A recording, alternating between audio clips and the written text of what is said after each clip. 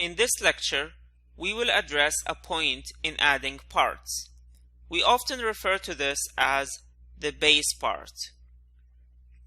In this, the first part you add to an assembly is a fixed part, and then all other parts create relations around that fixed part. So let's go ahead and test that. If I go ahead and I browse for parts and I add this part here, so this is the first part I'm adding. So I'll go ahead and click again. Now I have added one part. Let's go ahead and add another part.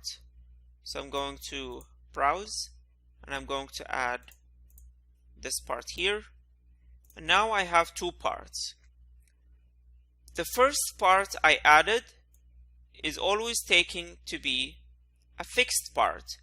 So if I click on this triangle and I move the mouse, you will notice that it does not move.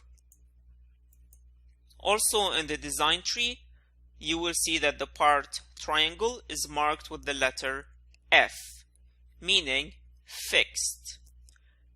Basically, this plays the same role as the origin we use to sketch. If I click on this rectangular shape and I start moving the mouse, you will notice that the rectangular shape moves around. If I click on the triangle, you will notice that this does not happen.